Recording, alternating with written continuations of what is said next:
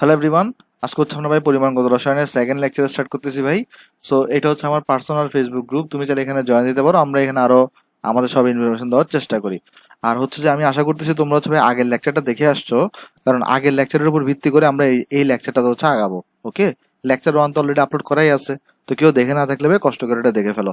আচ্ছা, তারপরেও যারা লেকচার 1 দেখে আসছো, তো আমি একটু করে রিভিউ করি জাস্ট। আমরা এখানে আসলে বেসিক্যালি কি কি সূত্র আমরা এখানে ইউজ করব বা কি কি জিনিস আমরা হচ্ছে ভাই তোমার লেকচার 1-এ আসলে পড়ে আসছি, একটু আমরা রিভিউ করি। হ্যাঁ, আমাদের এখানে প্রথমে যে সূত্রটা সবচেয়ে বেশি ইউজ হবে সেটা হচ্ছে ভাই তোমার পিভি ইকুয়ালস টু কত বলো তো, এনআরটি সূত্রটা।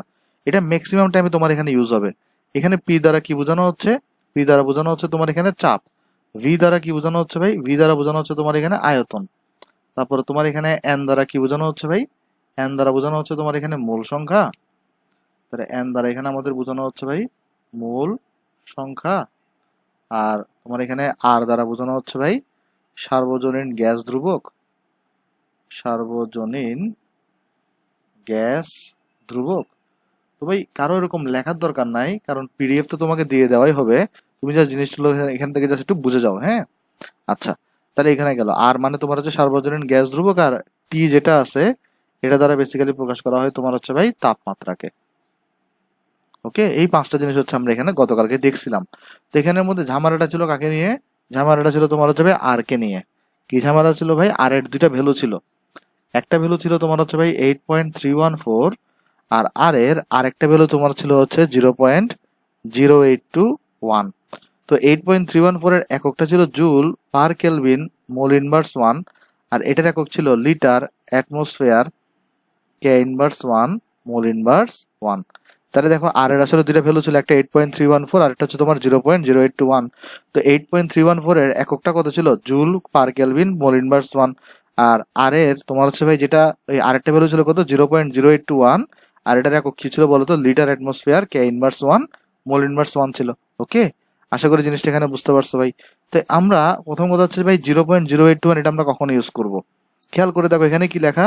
Litre atmosphere. অর্থাৎ কোনো কারণে তোমার যদি আয়তন বা ভলিউম যেটা আছে, আয়তন বা যেটাকে আমরা ভি বলতেছি, এটার এককটা তোমার যদি লিটার হয় কোনো কারণে, কোয়েশ্চনে যদি লিটারে দেওয়া থাকে, আর তোমার চাপ যেটা আছে প্রেসার, এটার এককটা তোমার যদি কিসে হয়? অ্যাটমসফেয়ারে হয়, তখন হচ্ছে আমরা আর এর কোন সূত্রটা ইউজ করব বা আর এর আমরা কোন ভ্যালুটা ইউজ করব? 0.081। ভাই মনে রাখা একদম সোজা। দেখো লিটার অ্যাটমসফেয়ার আছে, তাহলে ভলিউম যদি লিটার এককে হয়, প্রেসার যদি অ্যাটমসফেয়ার এককে হয়, তাহলে আর এর মান আমরা ইউজ করব এইটা।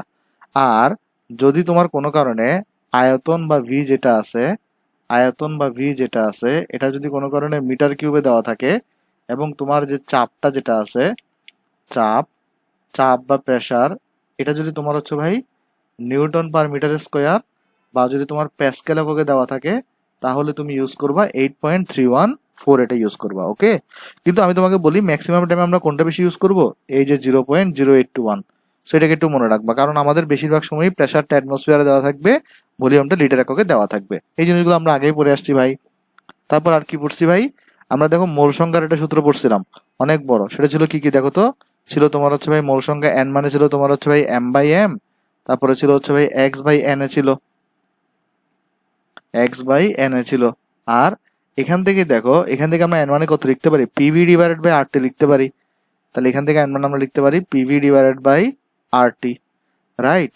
আচ্ছা, তারপর তারপরে তোমার এখানে আর দেখো কি কি আছে ভাই, আর কি কি সূত্র হইতে পারে? এন এর আরেকটা সূত্র শিখে আসছি আমরা, ভিএসটিপি। এটা লিটার এককে প্রকাশিত ছিল, এবং ডিভাইডেড বাই কত হইতো বলো তো ভাই? 22.4 হইতো। ওকে, আচ্ছা, তাহলে এখানের মধ্যে দেখো একটা জিনিস লক্ষ্য করে দেখো, এই এম মানে কি ভাই? এম মানে হচ্ছে ভাই প্রদত্ত ভর, মানে কোয়েশ্চনে যে ভরটা তোমার দেওয়া থাকবে। আর বড় হাতের এম মানে কি ভাই? বড় হাতের এম মানে তোমার হচ্ছে যে যদি অণু হয়, তাহলে বড় হাতের এম দ্বারা আণবিক ভর প্রকাশ করবে, আর যদি পরমাণু হয় তাহলে বড় হাতের এম দ্বারা পারমাণবিক ভর প্রকাশ করবে। ওকে, আর আণবিক ভর কি জিনিস, পারমাণবিক ভর কি জিনিস, ওটা তো আমরা গত লেকচারেই পড়ে আসছি। তো আমরা নর্মালি জানি যদি শুধু ও থাকে, অক্সিজেন থাকে, শুধু একটা সিঙ্গেল ও থাকে, তাহলে এটা কত হয়? 16 হয়। আবার ও টু হয়ে গেলে 32 হয়ে যায়। ও টু হচ্ছে অণু, আর শুধু ওকে বললে তুমি শুধু শুধু ওটা হচ্ছে পরমাণু, রাইট? আর এক্স জিনিসটা কি? যদি তোমাকে পরমাণু বলে, তাহলে এক্স দ্বারা বোঝাবে তোমার হচ্ছে ভাই পরমাণুর সংখ্যা। তারপর তোমাকে যদি অণু বলে, তখন এক্স দ্বারা বোঝাবে তোমার হচ্ছে ভাই অণুর সংখ্যা। আর তোমাকে যদি আয়ন বলে তাহলে এক্স দ্বারা বোঝাবে তোমার হচ্ছে ভাই আয়ন সংখ্যা। মানে কোয়েশ্চনে তোমাকে যেটাই বলবে সেটার সংখ্যাই হবে। অণু বললে তোমার অণুর সংখ্যা হবে, পরমাণু বললে পরমাণুর সংখ্যা হবে, আয়ন বললে আয়নের সংখ্যা হবে। আমরা যখন ম্যাথ করবো তখন আরো ক্লিয়ার হবে আমাদের, হ্যাঁ। আর এখানে এন এ মানে কি ভাই? এন এ মানে তোমার হচ্ছে ভাই অ্যাভোগাদ্রো সংখ্যা। এন এ মানে তোমার হচ্ছে ভাই অ্যাভোগাদ্রো সংখ্যা। এবং এটার ভ্যালু কত ভাই? 6.022 ইন্টু 10⁻23 সংখ্যক। এত এটা ভ্যালুটা মুখস্থ রাখবা, হ্যাঁ। তারপর এখানে হচ্ছে ভাই এরপরে ভিএসটিপি। আগে এসটিপি কি জিনিসটা একটু বলি। এসটিপিতে তোমরা আগেই পড়ে আসছো, স্ট্যান্ডার্ড টেম্পারেচার প্রেসার।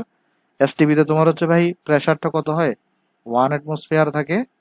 আর ভলিউম তোমার টেম্পারেচার কত থাকে বলো তো? 273 কেলভিন থাকে এসটিপিতে। আর একটা জিনিস এখানে মনে রাখবো তাহলে আমরা ভাই, এই বিএসটিপি দ্বারা কি বোঝানো হচ্ছে তাহলে? এসটিপিতে আয়তন। বিএসটিপি লিটার, এটা দ্বারা তাহলে বোঝানো হচ্ছে তোমার এসটিপিতে আয়তন,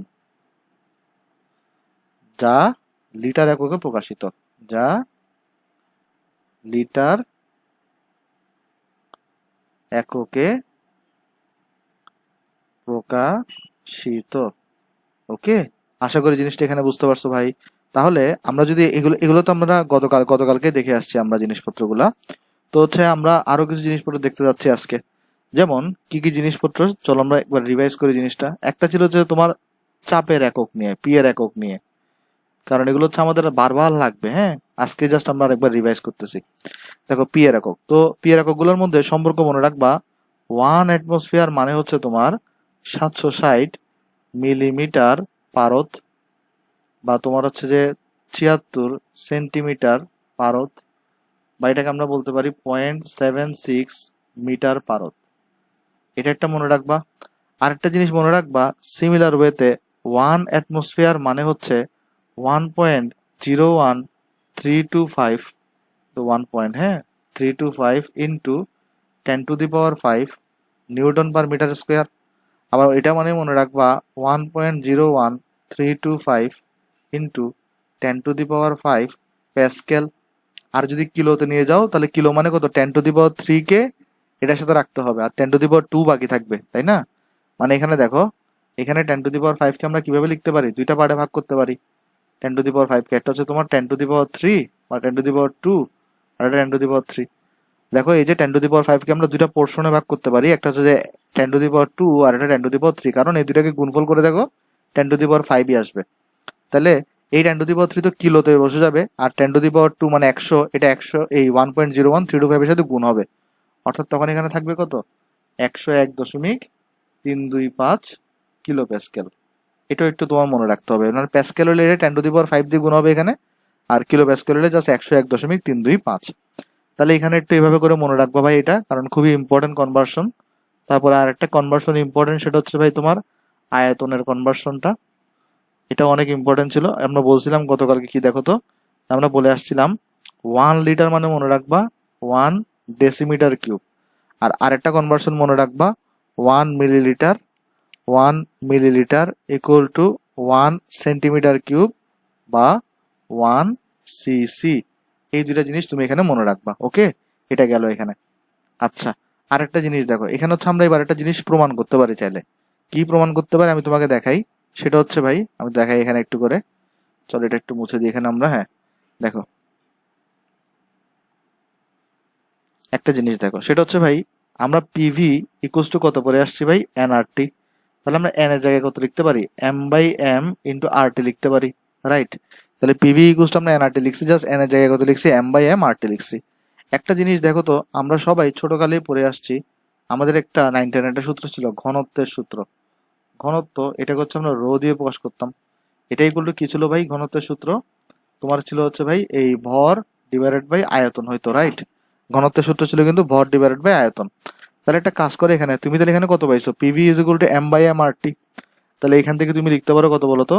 পিভি ইজ ইকুয়াল টু তোমার এখানে m/m আরটি। তাহলে তুমি যদি এখানে ঘনত্বের সূত্রটাকে আনতে চাও, তোমার কি করা লাগবে? ভিটাকে তুমি এই পাশে নিয়ে আসো আর বাকিগুলোকে এই পাশে নিয়ে যাও। অর্থাৎ এই পাশে তুমি পিএম ডিভাইডেড বাই আর টি কে নিয়ে আসো, আর এই পাশে তুমি এম এর নিচে ভি কে নিয়ে আসো। তাহলে এম এর নিচে ভি কে নিয়ে আসলে এটাকে তুমি কত বলবা, রো বলবা। তাহলে বেসিক্যালি হচ্ছে আমরা এখান থেকে তাহলে সূত্র পেয়ে যাচ্ছি কি বলতো, আমরা তাহলে এখান থেকে সূত্র পেয়ে যাচ্ছি রো ইকুয়ালস টু কত ভাই, PM divided by R T. আমরা তাহলে এখানে কত পেয়ে যাচ্ছি, rho equals to PM divided by R T. তাহলে এখান থেকে চলো আমরা মানে ভ্যালুগুলো কি কি বসাবো আমরা একটু করে লক্ষ্য করার চেষ্টা করি। প্রথম কথা, এই সূত্রটা আমাদের অবশ্যই মনে রাখতে হবে, কারণ এটা হচ্ছে আমাদের পরীক্ষায় অবশ্যই আসবে। ওকে, আমরা ম্যাথ দেখবো এটার ভাই। তাহলে রো ইকুয়ালস টু প্রথমে আমরা মনে রাখবো পিএম বাই আর টি। চলো এখানে একক নিয়ে একটু ঝামেলা আছে, আমি তোমাকে ক্লিয়ার করে দিই ঝামেলাটা। যেমন এখানে দেখো, এখানে কোনো কারণে তুমি যদি প্রেসারের এককটা কিসে বসাবা, অ্যাটমসফিয়ারে বসাবা। প্রেসারের একক যদি অ্যাটমসফিয়ার বসাই ফেলো, দেখো ওই যে আমরা পড়ে আসছিলাম প্রেসারের একক যদি ওই যে অ্যাটমসফিয়ারে হয়, তাহলে আর এর ভ্যালু কত বসাবা, আর এর ভ্যালু কিন্তু তুমি এখানে 0.0821 বসাবা। দেখো প্রেসার যদি অ্যাটমসফিয়ারে থাকে তাহলে আর কিন্তু 0.0821 বসাবা। তাহলে এখানে কিন্তু তুমি আর এর ভ্যালুটা কত বসাবা বলো তো, আর এর ভ্যালুটা বসাবা 0.0821 বসাবা।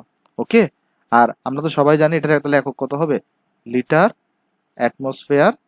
তোমার এখানে ওই যে দাঁড়াও, তাহলে আমরা এটাকে একটু নিচে লিখি, এই পাশে আনি, যেহেতু আমার এখানে স্পেস হচ্ছে না। এক সেকেন্ড ভাই।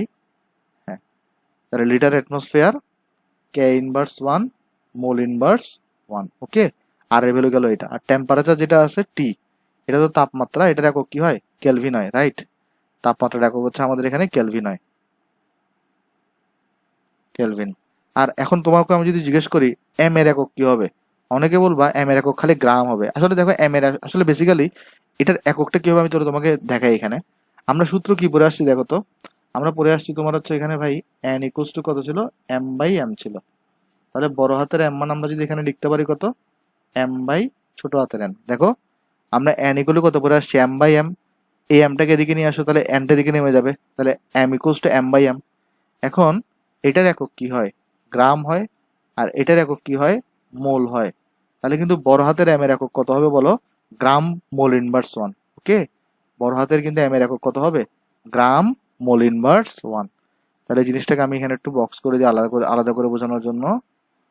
হ্যাঁ, তাহলে কিন্তু এটার একটু মাথায় রাখবে। হ্যাঁ, ছোট হাতের এমটা গ্রামে হয় ঠিক আছে, কিন্তু বড় হাতের এম এর একক কিন্তু গ্রাম মোল ইনভার্স 1 যদি একক থাকে আর কি। তাহলে এটা কিন্তু গ্রাম মোল ইনভার্স 1, অথবা গ্রাম পার মোল লিখতে পারো, অথবা গ্রাম মোল ইনভার্স 1ও লিখতে পারো, মোল ইনভার্স 1। ওকে, এতটুকু আশা করি আমরা এখানে বুঝতে পারছি। তাহলে আমরা সবগুলো যদি এখানে বসাই, দেখো তুমি এখানে পি এর জায়গায় অ্যাটমসফিয়ার বসাও, এটার জায়গায় গ্রাম মোল ইনভার্স 1 বসাও, আর এর জায়গায় তুমি এটা বসাও, তারপরে তুমি এখানে টি এর জায়গায় টেম্পারেচার কে কে বসাও, এখানে কেলভিন বসাও, তখন তুমি দেখবা এখানে রো এর একক আসবে। সবগুলো বসানোর পরে দেখবা রো এর একক আসবে গ্রাম পার লিটার।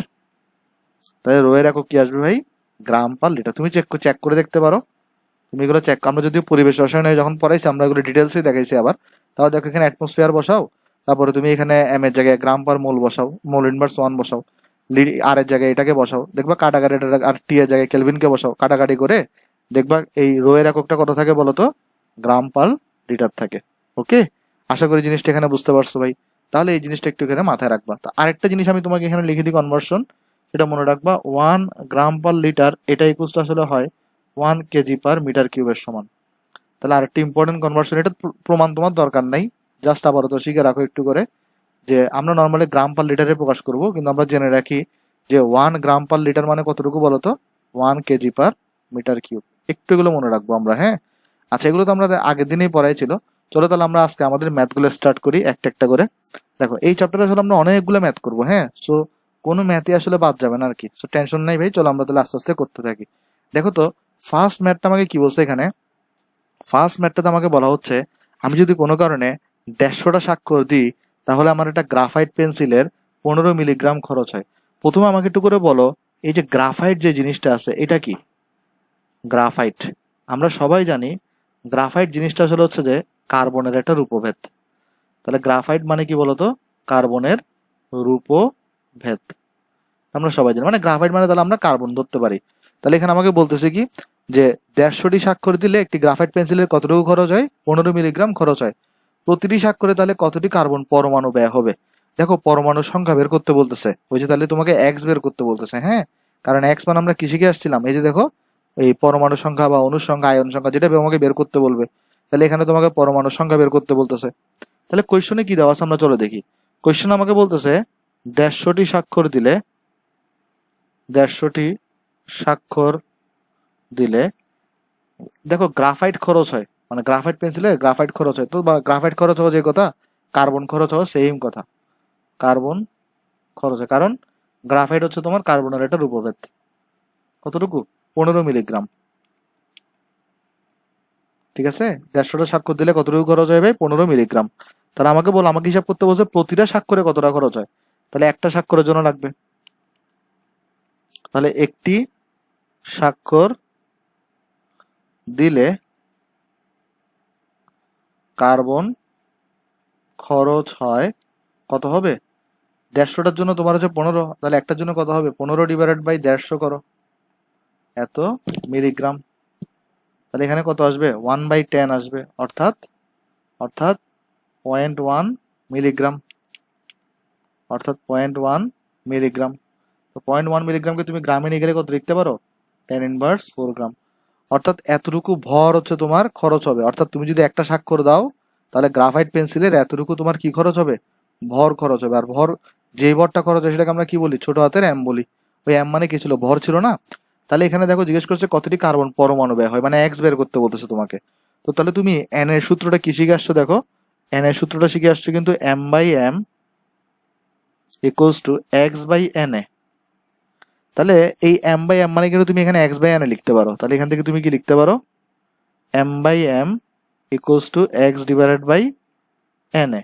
তাহলে এখানে দেখো আমাকে বের করতে বলছে এক্স, তাহলে এক্স মানে আমরা কত লিখতে পারি? m/m into N A. কারণ দেখো এন এটা তাহলে এখানে গুণ হয়ে যাবে, এক্স বের করতে বলছে আমাকে জাস্ট। তাহলে আমরা যদি এখানে বের করি, আসো এক্স বের করি, তো এখানে আমার এম কত? ছোট হাতের এম, সেটা আমরা পাইছি এখানে 10⁻4 গ্রাম। আর বড় হাতের এম কত? কার্বনের আমরা সবাই জানি 12 হয়। আর এন এ মানে কত? ওই যে 6.022 ইন্টু 10⁻23। তাহলে আমার এক্স বেরিয়ে আসবে। চলো আমরা যদি ক্যালকুলেট করি, আমার এক্স কত আসবে দেখি আমরা। 10⁻4 ডিভাইডেড বাই 12 ইন্টু 6.022 ইন্টু 10⁻23। তাহলে আমার ভ্যালু আসছে এখানে 5.0183 ইন্টু 10⁻18। এতটি কার্বন পরমাণু খরচ হবে। ভাই আমি তোমাদেরকে রিকোয়েস্ট করবো, ক্যালকুলেশনগুলো তোমরা একটু নিজেরা একবার বাসায় করিও, কারণ আমার তো ক্যালকুলেশন ভুল হতে পারে। প্রসিডিউর ঠিক আছে, প্রসিডিউর একদমই ভুল নাই, কিন্তু জাস্ট ক্যালকুলেশনে মানে আমাদের অনেক সময় তাড়াহুড়া কারণে ভুল হইতে পারে। তো আশা করতেছি এই ম্যাথটা বুঝতে পারছো ভাই। তাহলে এই ম্যাথটা তুলে ফেলো ভাই, আমরা এরপরে নেক্সট ম্যাথে চলে যাবো। আচ্ছা, আমি আশা করতেছি তোমরা এটা তুলে ফেলছো ভাই, যেহেতু ছোট ম্যাথ আর আমরা তো পিডিএফ দিয়ে দিব, আমি পিডিএফ থেকেও তুলে ফেলতে পারবা। তাহলে চলো আমরা ভাই নেক্সটে যাই। নেক্সটে দেখো আমাদের একটা জিনিস দিছে, স্টোইকিওমেট্রি রুল। ভাই এটারে 3 স্টার দিব আমরা, হ্যাঁ, কারণ এইটা হইতেছে খুবই ইম্পর্টেন্ট একটা জিনিস। কারণ হচ্ছে আমি তোমাকে জিনিসটা বুঝাই বলি, এই চ্যাপ্টারের প্রায় 80 থেকে 85% ম্যাথ স্টোইকিওমেট্রি দিয়ে হয়ে যাবে। আমরা এখানে কোনো চোরাই শর্টকাটও শিখা লাগবে না, কোনো কিচ্ছু শিখা লাগবে না আমাদের ভাই। কোনো কারণে যদি আমি একবার স্টোইকিওমেট্রি রুলটাকে যদি একবার আয়ত্ত করতে পারি, তাহলে আমাদের আসলে এই চ্যাপ্টারের প্রায় 80 থেকে 85% ম্যাথ খুব ইজি হয়ে যাবে। কোনো তোমার কিছু শিখা লাগবে না। এখন তোমার মনে একটা কোয়েশ্চেন আসতে পারে, ভাই স্টোইকিওমেট্রি রুল নাম তো অনেক কঠিন মনে হচ্ছে, মানে জিনিসটাকে সোজা কিনা? জিনিসটা ভাই দুনিয়ার সোজা। আর একটা জিনিস আমি তোমাকে বলে দিই, এটা তুমি এইচএসসিতে অ্যাপ্লাই করতে পারবা, এডমিশনে অ্যাপ্লাই করতে পারবা। কেন পারবা আমি তোমাকে বলি, কারণ এইচএসসিতে তোমাদের বইগুলোতে স্টোইকিওমেট্রি রুলের কথা বলা আছে। হয়তো স্টোইকিওমেট্রি রুল দিয়ে কোনো ম্যাথ করা নাই, কিন্তু স্টোইকিওমেট্রি রুল যে ব্যবহার করতে পারবা এটা তোমার বইতে আসলে বলা আছে। ঠিক আছে, মানে তোমার বইতে দেখবে এরকম একটা লাইন লেখা যে রাসায়নিক সমীকরণের যে ম্যাথগুলা সেটা স্টোইকিওমেট্রি দিয়ে করা যায়, কিন্তু কিভাবে করতে হয় সেটা তোমার বইতে বলা নাই, কিন্তু তো রুলসটা কথা তো বলা আছে। সো তুমি এটা এইচএসসি তে ইউজ করতে পারবা, এডমিশনে ইউজ করতে পারবা। তাহলে চলো আমরা তাহলে একটু শেখার চেষ্টা করি স্টোইকিওমেট্রির রুল জিনিসটা কি। স্টোইকিওমেট্রির রুল শেখার আগে আমাদের যেটা শিখতে হবে, স্ট্যান্ডার্ড রিয়াকশন বলতে আমরা কি বুঝি। আমরা প্রথমে একটা নর্মাল রিয়াকশন লিখি। আমরা প্রথমে এখানে একটা নর্মাল রিয়াকশন বা নর্মাল একটা বিক্রিয়া লেখার চেষ্টা করতেছি, হ্যাঁ। পরে হচ্ছে আমরা দেখবো এখন স্ট্যান্ডার্ড রিয়াকশন বলতে আমরা কি বুঝবো। চলো আগে একটা নর্মাল রিয়াকশন লিখি। সাপোজ তোমার এখানে হাইড্রোজেন আছে, তুমি এটার সাথে অক্সিজেনের রিয়াকশন করাচ্ছ, ধরো তুমি এখানে পানি পাচ্ছ। এটা হচ্ছে একটা নর্মাল রিয়াকশন, এটা কিন্তু স্ট্যান্ডার্ড রিয়াকশন না। স্ট্যান্ডার্ড রিয়াকশন কখন হবে? স্ট্যান্ডার্ড রিয়াকশন হবে যেই মুহূর্তে তুমি স্ট্যান্ডার্ড, ধরো আগে ভুল বানান ঠিক করি, স্ট্যান্ডার্ড রিয়াকশন ঠিক তখনই হবে যেই মুহূর্তে তুমি সমতাকরণ করবা। তাহলে স্ট্যান্ডার্ড রিয়াকশন তুমি কখন পাবা? সমতাকরণ করার পরে। এই বিক্রিয়াটা কি সমতাকরণ করা আছে? নাই কিন্তু ভাই। কিভাবে করবা? জাস্ট এখানে একটা 2H2 লাগাই দাও, এখানে একটা O2 লাগাই দাও, তাহলে এখানে তুমি 2H2O পাচ্ছ। তাহলে সমতাকরণ করার পরে যে বিক্রিয়াটা পাওয়া যায়, বেসিক্যালি সেই বিক্রিয়াটাকে আমরা কি বলি বলতো? স্ট্যান্ডার্ড রিয়াকশন আমরা বলে থাকি। ওকে, তাহলে আমি তোমাকে যদি স্ট্যান্ডার্ড রিয়াকশনের যদি সংজ্ঞাটা লিখবো এখানে বলতে চাই, সংজ্ঞাটা কি হবে ভাই? সমতা বিধানের পর, সমতা বিধানের পর যে বিক্রিয়া পাওয়া যায়, যে বিক্রিয়া পাওয়া যায়,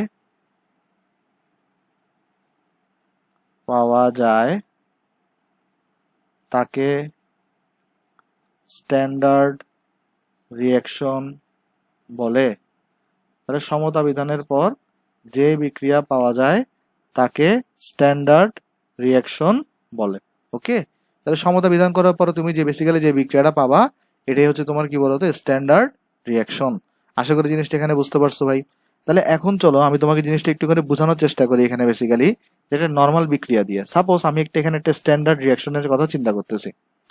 সাপোজ আমি এখানে একটা স্ট্যান্ডার্ড একটা রিয়াকশনের কথা চিন্তা করতেছি। রিয়াকশন মানে বিক্রিয়া, হ্যাঁ, রিয়াকশনের কথা চিন্তা করতেছি। কিরকম রিয়াকশন? ধরো এখানে এ একটা বিক্রিয়ক আছে, আবার এর সাথে বি একটা বিক্রিয়ক আছে। ধরো এরা বিক্রিয়া করে উৎপন্ন করতেছে সি, আর একটা উৎপাদ উৎপন্ন করতেছে ডি উৎপন্ন করতেছে। এখন এর মোল সংখ্যা হচ্ছে এ, বি এর মোল সংখ্যা ছোট হাতের বি, সি এর মোল সংখ্যা ছোট হাতের সি, ডি এর মোল সংখ্যা ধরো ছোট হাতের ডি। তাহলে এখানে এ বি সি ডি এই জিনিসগুলো কি? এই যে ছোট হাতের এ বি সি ডি এই জিনিসগুলো কি? এই জিনিসগুলো হচ্ছে স্ট্যান্ডার্ড রিয়াকশনের মোল সংখ্যা। স্ট্যান্ডার্ড রিয়াকশনের মোল সংখ্যা। ওকে, তাহলে এ বি সি ডি এগুলো হচ্ছে তোমার স্ট্যান্ডার্ড রিয়াকশনের মোল সংখ্যা। আচ্ছা, তাহলে এখন স্টয়কিওমেট্রি রুল তোমাকে বলে, স্টয়কিওমেট্রি রুল তোমাকে বলবে, দেখো স্টয়কিওমেট্রি রুল এটা হচ্ছে তোমাকে বলবে, তুমি যদি কোনো কারণে এর মোল সংখ্যাকে নাও, কি করবা? এর যে স্ট্যান্ডার্ড মোল সংখ্যা আছে এটা দিয়ে ডিভাইড করে দিবা। এটা ইকুয়াল টু পাবা বি এর মোল সংখ্যা ডিভাইডেড বাই বি এর স্ট্যান্ডার্ড মোল সংখ্যা দিয়ে ডিভাইড করে দিবা। এটা ইকুয়াল টু পাবা সি এর মোল সংখ্যা ডিভাইডেড বাই সি, এই যে সি এর স্ট্যান্ডার্ড মোল সংখ্যা দিয়ে ডিভাইড করে দিবা।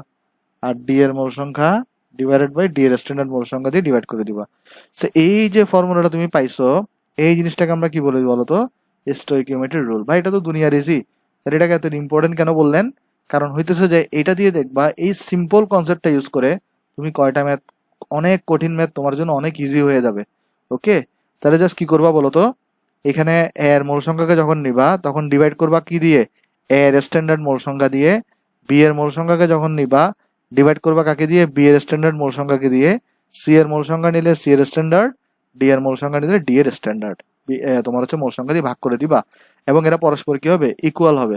এটাই হচ্ছে তোমার স্টয়কিওমেট্রি রুল। তাহলে এখানে আরেকটা জিনিস দেখো, এখানে তোমার কোয়েশ্চন কিভাবে আসবে দেখো। কোয়েশ্চনে হবে কি, তোমাকে যে কোনো একজনের ডাটা দেওয়া থাকবে। ধরো এই বি এর মোল সংখ্যা সম্পর্কে তোমাকে বলা থাকবে, যে কোনো একজন সম্পর্কে তোমার এখানে কি দেওয়া থাকবে? ডাটা দেওয়া থাকবে। আরেকজনের ডাটা তোমাকে বের করতে বলবে, মানে বলবে যে বি এর অ্যামাউন্ট এত, তাহলে তুমি সি কত হবে। তখন তুমি কি করবা? এই দুইটার মধ্যে সম্পর্ক করে তুমি হচ্ছে যে এদেরকে সলভ করবা। তাহলে এখানে এখানে ব্যাপারটা হবে কি, তোমার যে কোনো একজনের তোমার কি দেওয়া থাকবে? ডাটা দেওয়া থাকবে, আরেকজনের ডাটা বের করতে বলবে। ওকে, আচ্ছা, এখানে তো আমরা বুঝলাম যে ছোট হাতের এবিসিডি এরা হচ্ছে যে স্ট্যান্ডার্ড রিয়াকশনের মোল সংখ্যা। আর আমি তো বললাম এখানে একজনের ডাটা দেওয়া থাকবে, তাহলে এই N A, N B, N C এবং এন ডি এরা কি? এরা হচ্ছে যে প্রশ্নে প্রদত্ত মূল সংখ্যা, মানে প্রশ্নে যে ডাটা দেওয়া থাকবে সেটা থেকে আমরা মূল সংখ্যা বের করব, অর্থাৎ প্রশ্নে প্রদত্ত মূল সংখ্যা।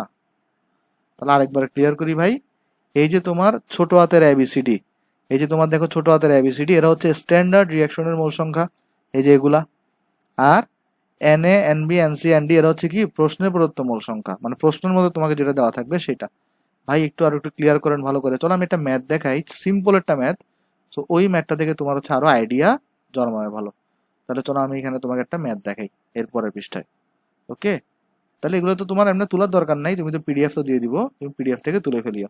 চলো আমরা একটা সিম্পল একটা কোয়েশ্চন দেখাই, আসো তোমাকে। তো তোমাকে কোয়েশ্চনে বলছে কি যে হাইড্রোজেন ও অক্সিজেনের বিক্রিয়ায় পানি উৎপন্ন হচ্ছে। অক্সিজেনের বিক্রিয়ায় পানি উৎপন্ন হচ্ছে, এটা তোমাকে বলছে। তারপর বলতেছে 20 গ্রাম অক্সিজেন হতে কত গ্রাম পানি তৈরি হবে।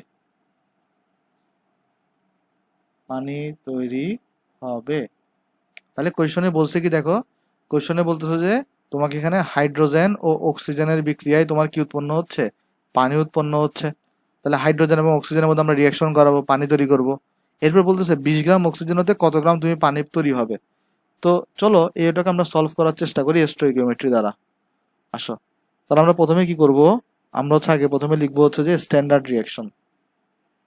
আমরা প্রথমে আগে লিখবো স্ট্যান্ডার্ড রিয়াকশন, মানে বিক্রিয়াটাকে আগে লিখবো হাইড্রোজেন এবং অক্সিজেনের মধ্যে। যেমন দেখো তো, হাইড্রোজেন এবং অক্সিজেনের মধ্যে স্ট্যান্ডার্ড রিয়াকশনটা কিরকম, হাইড্রোজেনকে দাও, অক্সিজেনকে দাও, এখান থেকে পানি তৈরি করো। হাইড্রোজেন তোমার এখানে 2 মোল থাকবে, এটাও তোমার এখানে 2 মোল থাকবে। এটা হচ্ছে তোমার স্ট্যান্ডার্ড রিয়াকশন। এটা থেকে তুমি যদি স্টোইকিওমেট্রি অ্যাপ্লাই করো, এখানে তুমি যদি স্টোইকিওমেট্রি অ্যাপ্লাই করো, স্টোইকিওমেট্রি রুল, এগুলো বারবার লেখা লাগবে না, জাস্ট আমি তোমাকে ইচ্ছে করে প্রথমবার দেখা দিচ্ছি। তাহলে কি হবে বলো, প্রথমে যখন হাইড্রোজেনের মোল সংখ্যাকে নিবা, ডিভাইড করবা কত দিয়ে, হাইড্রোজেনের স্ট্যান্ডার্ড ইকুয়েশনের মানে স্ট্যান্ডার্ড রিয়াকশনের মোল সংখ্যাকে দিয়ে 2 দিয়ে ভাগ করবা, ইকুয়াল টু অক্সিজেনকে নিলে দেখো তো অক্সিজেনের মোল সংখ্যা কত, 1, তাহলে এটাকে ভাগ করবা কত দিয়ে, 1 দিয়ে। আবার তুমি যদি এখানে পানিকে নাও, পানির মোল সংখ্যাকে নাও, তাহলে ডিভাইড করবা কত দিয়ে, ওই যে পানির মোল সংখ্যা দিয়ে, অর্থাৎ দেখো এখানে কত, 2, 2 দিয়ে ভাগ করো। তাহলে এটা হচ্ছে তোমার কি বলতো স্টোইকিওমেট্রি রুল থেকে তুমি এখানে পাইছো। এখন দেখো তোমার এখানে কার সম্পর্কে ইনফরমেশন দেওয়া আছে, 20 গ্রাম অক্সিজেন হতে, তাহলে আমাকে তো অক্সিজেন সম্পর্কে ইনফরমেশন দেওয়া আছে। কি বের করতে বলছে, কত গ্রাম পানি তৈরি হবে, পানির ইনফরমেশনটা তোমাকে এখানে বের করতে বলছে। তাহলে এই দুটা সম্পর্কে তুমি কি লিখতে পারো, ইকুয়াল লিখতে পারো। তাহলে এখান থেকে তুমি লিখতে পারো n of oxygen divided by 1 equals to n of পানি ডিভাইডেড বাই তোমার এখানে 2, রাইট। তাহলে এখান থেকে দেখো অক্সিজেনের n মানে তুমি লিখতে পারো কত, m of oxygen divided by এই 1 ইন্টু বড় হাতের m অফ অক্সিজেন। আর পানির এখানে কত গ্রাম পানি জিজ্ঞেস করছে না, তার মানে পানির ভর বের করতে হবে। তো পানির মোল সংখ্যাকে তুমি কি লিখতে পারো সেম ভাবে m অফ H2O, আর এখানে দেখো একটা আগে থেকে 2 আছে একটা, তাহলে এখানে দেখো আগে থেকে একটা 2 আছে, 2 কে দাও ইন্টু বড় হাতের m অফ H2O, রাইট। তারপর দেখো এখানে কত আসবে, তোমার এই অক্সিজেনের ভর দেওয়া আছে কতটুকু, দেখো 20 গ্রাম অক্সিজেন হতে, তার মানে অক্সিজেনের ভর হচ্ছে তোমার 20, আর অক্সিজেনের বড় হাতের m কত হয় 32, আর ইকুয়ালস টু তোমার এখানে তাহলে পানির ভর বের করা লাগবে, অর্থাৎ m অফ H2O বের করা লাগবে, এখানে 2 আছে, আর পানির বড় হাতের m কত হয় 18, কারণ হাইড্রোজেন হচ্ছে 2, অক্সিজেন একটা 16, তাহলে 18 হয়। তাহলে এখান থেকে ইজিলি যদি তুমি কি ক্যালকুলেট করে ফেলতে পারবা, পানির ভরটা ক্যালকুলেট করে ফেলতে পারবা। যেমন এখান থেকে m অফ H2O কত আসবে তাহলে ভাই, এই 20 ডিভাইডেড বাই 32 ইন্টু 36, তোমার এখানে তাহলে কত আসে দেখো, m অফ H2O এটা আসবে তোমার কাছে, আমরা যদি ক্যালকুলেট করি 20 ইন্টু 36 ডিভাইডেড বাই 32, তাহলে এটা আসবে তোমার কাছে 22.5 গ্রাম। ওকে, এই জিনিসটা এখানে আসছে। তাহলে দেখো এটাই হচ্ছে তোমার ভাই আনসার। তাহলে 20 গ্রাম অক্সিজেন থেকে তাহলে তুমি 22.5 গ্রাম কি পাবা, পানি পাবা। এখন তোমাদের অনেকের মনে কোয়েশ্চেন আসতে পারে, কি কোয়েশ্চেন আমি তোমাকে বলি, কোয়েশ্চেনটা আসতে পারে এরকম, ভাই এই জিনিসগুলো তো আমরা 9-10-এ অন্য নিয়মে করতাম, এই অঙ্কগুলোকে 9-10 আমরা কিভাবে করতাম আমি তোমাকে দেখাই। আমরা বলতাম হচ্ছে যে 1 মোল অক্সিজেন থেকে 2 মোল পানি তৈরি হয়, তাহলে এই গ্রামটাকে আমরা প্রথমে আগে মোল সংখ্যা নিতাম, তাহলে এত মোল থেকে কত মোল তৈরি হবে পানি, ওই মোল সংখ্যা থেকে আবার ভরে নিতাম। ওইটাতে যেটা হবে তোমার একটু সময় যাবে। 2 নাম্বার কথা, হয়তো তোমার থেকে প্রথম প্রথম একটু ম্যাথগুলো স্টোইকিওমেট্রি কঠিন লাগবে, 4-5টা ম্যাথ করার পরে দেখবে স্টোইকিওমেট্রি তোমার কাছে সোজা লাগতেছে, এটা আমি তোমাকে গ্যারান্টি দিচ্ছি ভাই। কারণ স্টোইকিওমেট্রি দিয়ে তুমি এই চ্যাপ্টারে প্রায় 80 থেকে 85% ম্যাথ তোমার করাই লাগবে। সেটা তোমার যত তাড়াতাড়ি তুমি শিখতে পারবা তত তাড়াতাড়ি তোমার জন্যই বেনিফিট। হ্যাঁ, নর্মালি তুমি 9-10 যেটা শিখে আসছো ওইটা দিয়ে আসলে তুমি বেশি দূর আগাইতে পারবা না এই চ্যাপ্টারে, কিন্তু স্টোইকিওমেট্রি যদি একবার যদি তোমার আয়ত্তে চলে আসে ভাই, তাহলেই তোমার হয়ে যাবে ভাই, কঠিন না তো কিছু। স্ট্যান্ডার্ড ইকুয়েশন লিখবা, মোল সংখ্যা লিখবা, ডিভাইডেড বাই জাস্ট এটা মানে স্ট্যান্ডার্ড মোল সংখ্যা দিয়ে ভাগ করে দিবা, এটাই তোমার কাজ। এখানে তো আমি কঠিনের কিছুই দেখতেছি না, জাস্ট তোমার কাছে এটা লেন্দি মনে হবে প্রথম প্রথম, দেখবে এটাই পরে ইজি লাগতেছে। ওকে, তাহলে আমরা স্টোইকিওমেট্রিক রুলটা আশা করি শিখে গেছি। আমরা পরবর্তীতে আবার যখন আমরা জারণ বিজারণে ম্যাথ করাবো তখন এই রুলটা আবার বলবো, কারণ হয়তো ততদিনে তোমরা এটা ভুলে যাবা, এই জন্য। চলো তাহলে আমরা নেক্সট ম্যাথে যাই। নেক্সট ম্যাথটা আসো দেখি আমরা এখানে। নেক্সট ম্যাথটা আমাকে কি বলছে দেখে আসো। আমাকে বলতেছে 0.35 গ্রাম সোডিয়াম ক্লোরাইডের একটি নমুনায় ভেজাল হিসেবে কিছু পরিমাণ ক্যালসিয়াম ক্লোরাইড মিশ্রিত আছে। রাসায়নিক বিশ্লেষণের নমুনাটিতে 0.11 গ্রাম সোডিয়াম পাওয়া গেলে নমুনাটিতে কত মোল সোডিয়াম পরমাণু আছে, কত মোল সোডিয়াম ক্লোরাইড আছে, সোডিয়াম ক্লোরাইডের বিশুদ্ধতা কত, কত মোল ক্লোরিন পরমাণু আছে। মানে বেশ বড় একটা কোয়েশ্চেন আমাকে এখানে দিছে। আমি চলো তোমাকে একদম সিম্পল ভাবে ভাই আস্তে আস্তে অঙ্কটা সলভ করাই। দেখো এগুলো দুনিয়ার সোজা ম্যাথ ভাই। এই চ্যাপ্টারের ম্যাথগুলো আসলে যদি ফিল করতে পারো না, একটু যদি বুঝতে পারো ভাই ভালো করে, তাহলে দেখবে এই চ্যাপ্টারের ম্যাথগুলো তোমার কাছে একদম ইজি লাগতেছে। ওকে, কারণ এই চ্যাপ্টারের থেকে আসলে অনেক কোয়েশ্চেন আসে আর কি পরীক্ষায়। চলো তাহলে আমি তোমাকে বুঝাই। এখানে ফার্স্টে বলছে কি দেখো, তোমার এখানে ফার্স্টে বলা হয়েছে 0.35 গ্রাম সোডিয়াম ক্লোরাইডের একটা নমুনায় ভেজাল হিসেবে কিছু পরিমাণ ক্যালসিয়াম ক্লোরাইড আছে। তার মানে তোমার একটা ধরো নমুনা আছে যেটা হচ্ছে সোডিয়াম ক্লোরাইড থাকার কথা শুধুমাত্র, কিন্তু এখানে ভেজাল হিসেবে কিছু কি আছে, ক্যালসিয়াম ক্লোরাইড আছে। ভেজাল হিসেবে কিছু ক্যালসিয়াম ক্লোরাইড আছে। আর এই টোটাল সোডিয়াম ক্লোরাইডের নমুনাটার ভর কতটুকু দেওয়া আছে দেখো, টোটাল নমুনার এই যে টোটাল নমুনা এটার দেখো ভর দেওয়া আছে 0.35 গ্রাম। দেখো এটাই বলছো তোমাকে যে 0.35 গ্রাম সোডিয়াম ক্লোরাইডের নমুনায় ভেজাল হিসেবে কিছু পরিমাণ ক্যালসিয়াম ক্লোরাইড আছে। তাহলে জিনিসটা তো ছিল সোডিয়াম ক্লোরাইডের, কিন্তু এখানে ভেজাল আছে ক্যালসিয়াম ক্লোরাইড। তাহলে টোটাল এই যে নমুনার ভর কতটুকু 0.35, তাহলে টোটাল যে নমুনা এটার ভর কতটুকু 0.35 গ্রাম। দেন আমাকে বলছে কি দেখো রাসায়নিক বিশ্লেষণে, রাসায়নিক বিশ্লেষণ মানে কি, ধরো তুমি এখানে তাপ দিছো, তাহলে কি হবে, সোডিয়াম ক্লোরাইডটা ভেঙে যাবে সোডিয়াম এবং ক্লোরিনে, তাপ দিলে ক্যালসিয়ামটাও ভেঙে যাবে ক্যালসিয়াম ক্লোরাইড, ক্যালসিয়াম 2+ এবং ক্লোরিন মাইনাসে। তাহলে এই ধরনের ঘটনাটাকে বলা হয় রাসায়নিক বিশ্লেষণ করা। অর্থাৎ তুমি তাপ দিচ্ছ, তো এইভাবে তাপ দিয়ে ভেঙে ফেলাকে বলে রাসায়নিক বিশ্লেষণ করা। বলতেছে কি রাসায়নিক বিশ্লেষণের নমুনাটিতে তুমি কি পাইছো, 0.11 গ্রাম সোডিয়াম পাওয়া গেছে।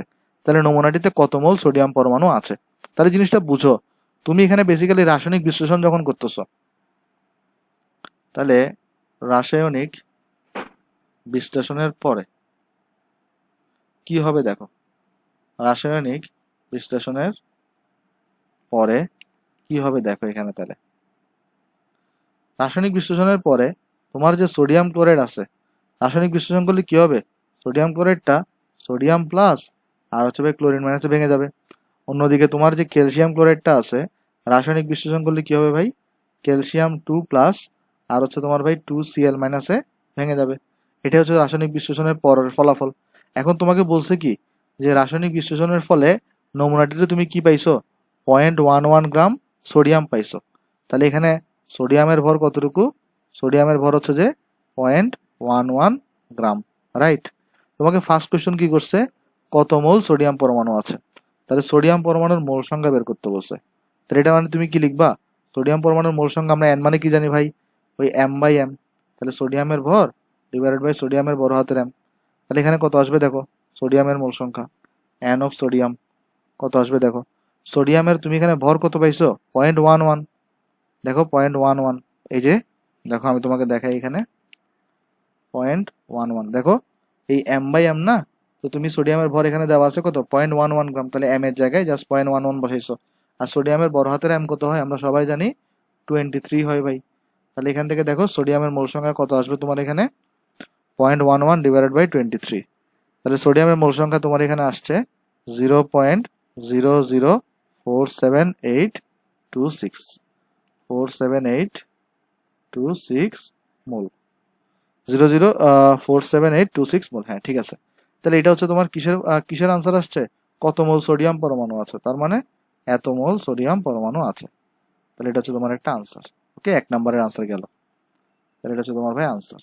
আচ্ছা, তাহলে আসলে এবার 2 নম্বরটা দেখে আমাকে কি বলছে।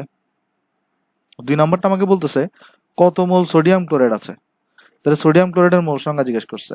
একটা জিনিস দেখো, তুমি এই বিক্রিয়াটার দিকে তাকাও, প্রথম বিক্রিয়াটার দিকে একটু করে তাকাও। হ্যাঁ, প্রথম বিক্রিয়াটার দিকে তাকাও। এখানে দেখো এই বিক্রিয়াটা তুমি যদি স্টোইকিওমেট্রি অ্যাপ্লাই করতা তাহলে তুমি কি পাইতা, সোডিয়াম ক্লোরাইডের মোল সংখ্যা এখানে কত, স্ট্যান্ডার্ড 1, এটারও দেখো মোল সংখ্যা কত 1। তাহলে প্রথম বিক্রিয়াতে, এটাকে যদি আমরা প্রথম বিক্রিয়া বলি, এটাকে আমরা কি বলতেছি, এটাকে আমরা চলো ডট ডট দিয়ে আমরা এটাকে বলি প্রথম বিক্রিয়া। এটাকে চলো আমরা বলতেছি প্রথম বিক্রিয়া। তারপর এইখানে যেটা পাইছি ডট ডট দিয়ে, চলো এটাকে আমরা বলি দ্বিতীয় বিক্রিয়া। তাহলে আমরা এখানে লিখতে পারি প্রথম বিক্রিয়ায় স্টোইকিওমেট্রি অনুসারে, প্রথম বিক্রিয়ায় স্টোইকিওমেট্রি রুল অনুসারে, স্টোইকিওমেট্রি রুল অনুসারে কি পাচ্ছি দেখি আসো।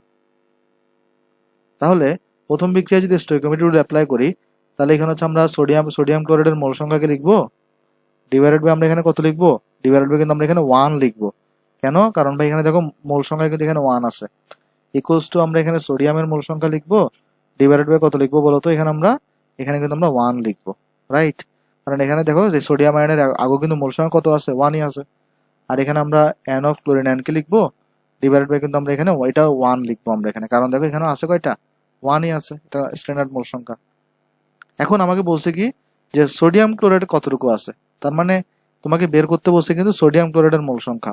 আর তুমি একটু আগে কি বের করছো, এই যে সোডিয়ামের মোল সংখ্যা। ভাই সোডিয়ামের মোল সংখ্যা যা, সোডিয়াম আয়নের মোল সংখ্যাও ঠিক তাই। ওকে, দুইটাই আসলে সেম মোল সংখ্যা, জাস্ট এখানে চার্জ আছে, এতটুকুই ডিফারেন্স। সোডিয়ামের মোল সংখ্যা যা হবে, সোডিয়াম আয়নের মোল সংখ্যাও ঠিক তাই হবে।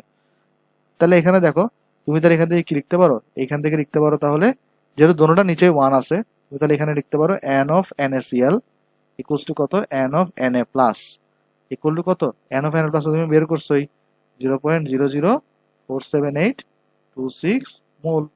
সেইটাই হচ্ছে তোমার এখানে আনসার চলে আসবে।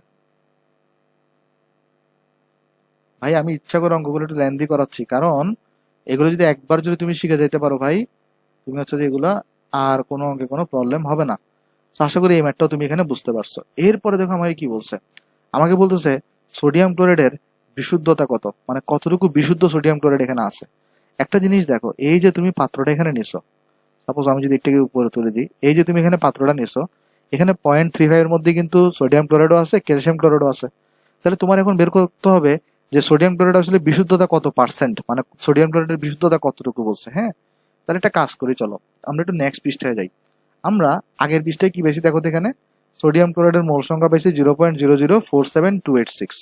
তাহলে আমরা এখানে পাইছি সোডিয়াম ক্লোরাইডের মোল সংখ্যা কত পাইছি ভাই, এই যে 0.0047826 মোল পাইছি। আমরা কিন্তু চাইলে এখান থেকে সোডিয়াম ক্লোরাইডের ভর বের করে ফেলতে পারি। যেমন আমরা এখানে দেখো তো, এই সোডিয়াম ক্লোরাইডের মোল সংখ্যা n যেটা আছে, এটা থেকে আমরা কি লিখতে পারি, এটা থেকে আমরা লিখতে পারি m of sodium chloride divided by বড় হাতের m অফ সোডিয়াম ক্লোরাইড, ওই যে n equals to m by m, right? আর এটা ইকুয়ালস টু কত দেওয়াই তো আছে এখানে আমার 0.0047826। তাহলে আমাকে বলো এখানে তোমার হচ্ছে ভাই m অফ সোডিয়াম ক্লোরাইড কত হবে। কি করবো ভাই, এই জাস্ট ক্রস গুণফল করো, 0.0047826 into m of sodium chloride. তারপর এখান থেকে দেখো m of sodium chloride equal to 0.0047826 into m of sodium chloride কত হবে ভাই, সোডিয়ামের হচ্ছে 23 হয়, আর ক্লোরিনের কত হয় বলতো 35.5 হয়। তাহলে যদি ক্যালকুলেট করো এখান থেকে, দেখো m অফ সোডিয়াম ক্লোরাইড তোমার এখানে কত আসবে, 0.0047826 ইন্টু 23 প্লাস 35.5। তাহলে এখানে আসবে তোমার হচ্ছে ভাই 0.27978 গ্রাম, 27978 গ্রাম। ওকে, তাহলে এটা হচ্ছে তোমার বিশুদ্ধ সোডিয়াম ক্লোরাইডের ভর। এখন তোমাকে বের করতে বলছে কতটুকু বিশুদ্ধতা কত, মানে পার্সেন্টেজ অফ বিশুদ্ধতা বের করতে বলছে। তাহলে পার্সেন্টেজ অফ বিশুদ্ধতা,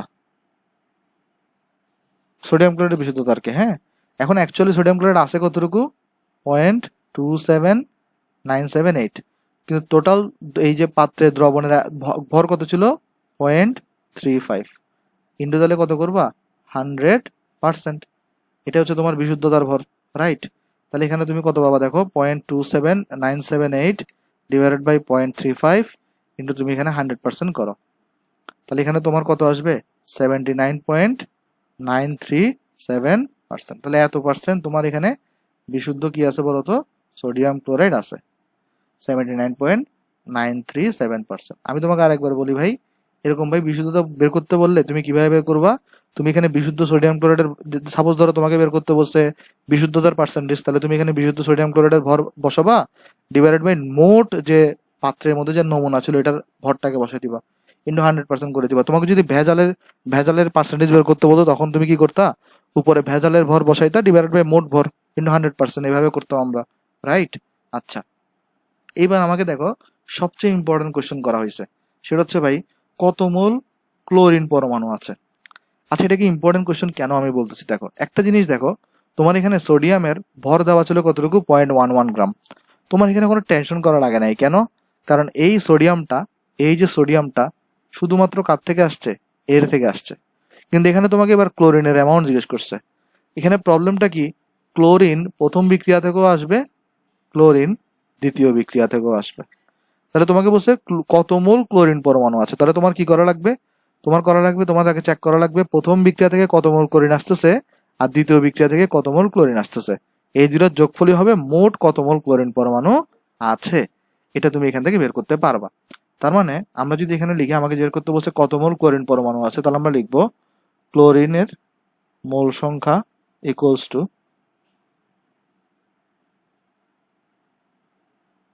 প্রথম বিক্রিয়া হতে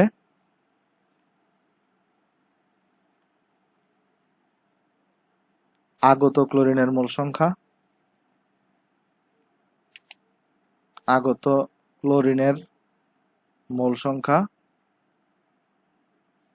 প্লাস দ্বিতীয় বিক্রিয়া হতে আগত ক্লোরিনের মোল সংখ্যা। কারণ ক্লোরিন তো দুই জায়গা থেকে আসবে, প্রথম বিক্রিয়া থেকেও আসবে, দ্বিতীয় বিক্রিয়া থেকেও আসবে। তাহলে দ্বিতীয় বিক্রিয়া হতে আগত ক্লোরিনের মোল সংখ্যা। ওকে, আচ্ছা, তাহলে এবার চলো আমরা হিসাব করি। আসো দেখো তো, এই যে প্রথম বিক্রিয়ায় তুমি যখন স্টোইকিওমেট্রি অ্যাপ্লাই করছিলে, তুমি তখন এটা পাইছিলা। তাহলে এটা অনুসারে কিন্তু এই ক্লোরিনের নিচেও কিন্তু 1ই আছে, দেখো এখানে 1ই আছে। তাহলে ক্লোরিনের মোল সংখ্যা কত হবে, সোডিয়ামের মোল সংখ্যার সমান। তাহলে প্রথম বিক্রিয়া থেকে আমরা যদি প্রথম বিক্রিয়া থেকে আগে হিসাব করতে চাই, তাহলে আমরা এখন হিসাব করতেছি, চলো প্রথম বিক্রিয়া হতে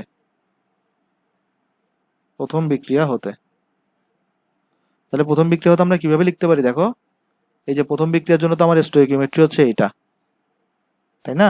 তাহলে এখান থেকে আমরা লিখতে পারি ক্লোরিনের মোল সংখ্যা ইকুয়াল টু সোডিয়াম আয়নের মোল সংখ্যা।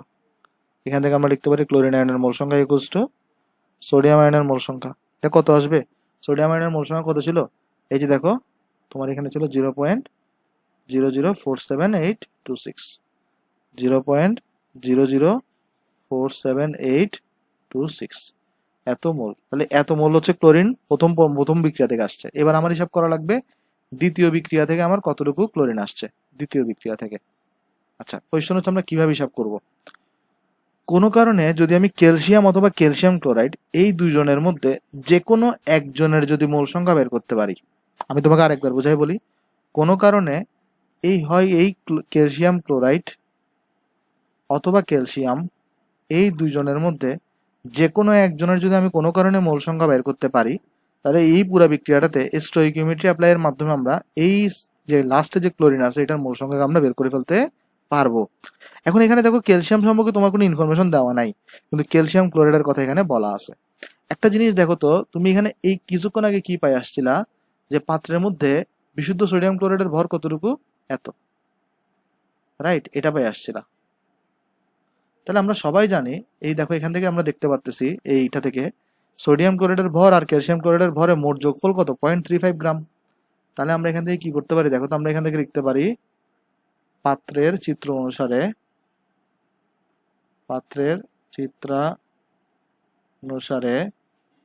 দেখো এই সোডিয়াম ক্লোরাইডের ভর প্লাস ক্যালসিয়াম ক্লোরাইডের ভর, টোটাল ভরের যোগফল কতটুকু, যোগফল হচ্ছে 0.35 গ্রাম। তাহলে তোমার এখানে হচ্ছে এখন ক্যালসিয়াম ক্লোরাইডের ভর লাগবে, এগুলো কত লিখতে পারো, 0.35 মাইনাস এম অফ সোডিয়াম ক্লোরাইডের ভর। আর এখানে তাহলে লিখতে পারো কত, 0.35 মাইনাস সোডিয়াম ক্লোরাইডের ভর তুমি এখানে কত বের করছো, এই যে এটা 0.27978। তাহলে এটা বের করছো 0.27978। তাহলে এখান থেকে তোমার হচ্ছে ভাই ক্যালসিয়াম ক্লোরাইডের ভর কত আসবে দেখো, ক্যালসিয়াম ক্লোরাইডের ভর এখানে আসবে তোমার 0.35 মাইনাস 0.27978। তাহলে এটা আসছে তোমার কাছে 0.07022 গ্রাম। তাহলে এখানে এন অফ ক্যালসিয়াম ক্লোরাইড কত হবে m/m। তাহলে এখানে আমরা জানি m অফ ক্যালসিয়াম ক্লোরাইড হবে ডিভাইডেড বাই বড় হাতের m অফ ক্যালসিয়াম ক্লোরাইড হবে। তাহলে এখানে কত আসবে দেখো, এই m অফ ক্যালসিয়াম ক্লোরাইড কত ভাই 0.07022, আর ক্যালসিয়ামের আমরা ভর জানি সবাই 40, ক্লোরিনের হচ্ছে তোমার 35.5 ইন্টু 2। তাহলে এটা কত আসে দেখি আমরা, এটা ডিভাইডেড বাই 40 প্লাস 35.5 ইন্টু 2। তাহলে এটা আসছে তোমার কাছে 0.0063326 এত মোল। তাহলে এইবার তুমি দেখো এই দ্বিতীয় বিক্রিয়াতে তুমি এবার স্টোইকিওমেট্রি অ্যাপ্লাই করো। তাহলে আমরা এখানে লিখব দ্বিতীয় বিক্রিয়ায়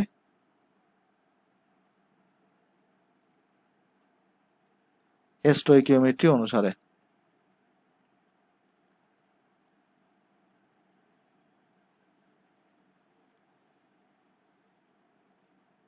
কি পাই চলো আমরা দেখে আসো। তাহলে দ্বিতীয় বিক্রিয়া অনুসারে আমরা কি লিখতে পারি দেখো তো, ক্যালসিয়াম ক্লোরাইডের আগে স্ট্যান্ডার্ড মোল সংখ্যা কত 1। তাহলে এখানে আমি লিখবো N of calcium chloride divided by, কিন্তু আমরা এখানে 1 লিখবো রাইট, ডিভাইডেড বাই আমরা কত লিখবো এখানে 1 কে লিখবো ইকুয়ালস টু, দেখো এরপরে কত লিখবো ক্যালসিয়ামের আগেও কিন্তু দেখো মোল সংখ্যা হচ্ছে 1। তাহলে এখানে আমরা লিখবো N of calcium 2 plus divided by আমরা এখানে 1 কে লিখবো। কিন্তু ভাই লক্ষ্য করে দেখো এখানে কিন্তু আমরা ক্লোরিনের আগে কিন্তু মোল সংখ্যা 2, তাহলে এখানে কিন্তু লেখা লাগবে তোমার N of chlorine ion divided by কিন্তু তোমার এখানে কত লেখা লাগবে 2 লেখা লাগবে। ওকে, তাহলে এখানে দেখো ক্লোরিনের মোল সংখ্যা তোমার বের করা লাগবে। তাহলে এখান থেকে আর তুমি ইনফরমেশন দেওয়া আছে কার সম্পর্কে, ক্যালসিয়াম ক্লোরাইড সম্পর্কে। তাহলে এটার সাথে তুমি লাস্টেরটার মধ্যে রিলেশন করো। তাহলে তোমার এখানে কি বের করা লাগবে ক্লোরিনের মোল সংখ্যা, তাহলে এটা কত হবে 2 গুণ এন অফ ক্যালসিয়াম ক্লোরাইড, কারণ দেখো এখানে জাস্ট ক্রস গুণফল করলে দুইটা এদিকে গুণ হয়ে যাবে জাস্ট। ওকে, তাহলে এখানে তোমার এই এন অফ ক্লোরিন মাইনাস কত থাকবে 2 ইন্টু এই ক্যালসিয়াম ক্লোরাইডের মোল সংখ্যা কত বের করছো 0.0006326। তাহলে এখানে কত আসবে যদি আমি গুণফল করি 2 ইন্টু 0.0006326, তাহলে এটা আসছে তোমার কাছে 0.00125 মোল। তাহলে দ্বিতীয় বিক্রিয়া থেকে তোমার ক্লোরিন আসছে হচ্ছে এতটুকু। এখন তোমার জিজ্ঞেস করছে মোট ক্লোরিন কতটুকু আসবে, তাহলে তোমার হচ্ছে যে তুমি এখন তাহলে লিখবা সুতরাং মোট ক্লোরিনের মোল সংখ্যা ইকুয়াল টু, দেখো তো ভাই প্রথম বিক্রিয়া থেকে কত আসছিল, প্রথম বিক্রিয়া থেকে কিন্তু দেখো এইটা আসছিল, এইটা আসছিল, আর তাহলে এটা বেরো কত 0.0047826, এটা হচ্ছে 0.0047826 প্লাস, আর দ্বিতীয়টা থেকে কত আসছে ভাই, দ্বিতীয়টা থেকে আসছে দেখো তোমার কাছে এত 0.00125, তাহলে এটা আসছে তোমার কাছে 0.00125, এটা না, হ্যাঁ এটাই। তাহলে আমরা যদি যোগ করি দুটাকে দেখি কত পাই আমরা 0.0047826 যোগ করো, তাহলে এখানে আসছে তোমার কাছে 0.0060478 মোল।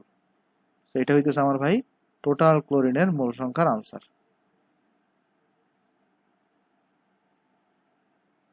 আমি আশা করতেছি এই ম্যাটটা সবাই বুঝতে পারছো ভাই। তাহলে চলো আমি এখানে আনসার লিখে দিই। এটা বেশ ভালো একটা ম্যাথ ছিল আর কি। হ্যাঁ, এটা একবার নিজেরা বাসায় দেখবা ভাই, কারণ এটা বেশ ইম্পর্টেন্ট একটা ম্যাথ। চলো আমরা তাহলে এইখানে আর একটা ম্যাথ আমরা স্টার্ট করি। দেখো এখানে আমাকে বলছে কি এসটিপি তে, তার মানে তোমার কন্ডিশনটা বলে দিচ্ছে এসটিপি। তার মানে এসটিপি কন্ডিশন বলা মানে কি ভাই, এসটিপি কন্ডিশন বলা মানে তোমার হচ্ছে যে প্রেসার দেওয়া আছে, তাহলে তোমার কাছে 1 অ্যাটমসফিয়ার, আর এসটিপি মানে স্ট্যান্ডার্ড টেম্পারেচার প্রেসার, তাহলে টেম্পারেচার মানে কত 273 কেলভিন। তোমাকে বলছো অক্সিজেন গ্যাসের ঘনত্ব কত, অক্সিজেন গ্যাসের বলে দিছে, তাহলে ঘনত্ব রো ইকুয়াল তোমরা জানো হচ্ছে ভাই সবাই পিএম ডিভাইডেড বাই আরটি। আমরা কিছুক্ষণ আগে শিখে আসছি এটা। তাহলে এখানে আমরা দেখো কি করব, রো ইকুয়ালস টু পি দেওয়া আছে কত 1 অ্যাটমসফিয়ার, তাহলে এটা 1 অ্যাটমসফিয়ার বসে, যেই এটা অ্যাটমসফিয়ার বসাইছি আর কিন্তু 0.082 বসাবো। আর এম কত এখানে, এম যেহেতু O2 বলছে তাহলে কিন্তু 32 হবে, আর টি হচ্ছে তোমার এখানে 273। খুবই সিম্পল একটা ম্যাথ। তাহলে এখানে দেখে আমাদের আনসার কত আসবে ভাই, যদি ক্যালকুলেট করি আমরা, রো ইকুয়ালস টু আমাদের আনসার আসবে এখানে উপরে 32 আছে, নিচে তোমার এখানে 0.0821 ইন্টু 273। তাহলে এখানে আনসার আসছে আমাদের 1.4277 গ্রাম পার লিটার হচ্ছে এটার একক। ওকে, সেটা হচ্ছে আমার এখানে আনসার। আশা করি এই ম্যাথটা তো বুঝতেই পারছো ভাই, খুবই সিম্পল ম্যাথ। এটা হচ্ছে আমাদের এখানে আনসার। সো আজকে হচ্ছে আমরা আমাদের লেকচার একদম শেষে চলে আসছি ভাই। আজকে ভিডিওটা তোমার যদি ভালো লাগে তুমি ভিডিওতে লাইক করতে পারো, আর আমার ইউটিউব চ্যানেলে তাহলে তুমি সাবস্ক্রাইব করতে পারো। আমরা নেক্সট লেকচারও এরপরে দিয়ে দিব, সো এটাও তুমি তাহলে কষ্ট করে দেখে নিও। হ্যাঁ, সবাই ভালো থাকবেন ভাই, আসসালামু আলাইকুম।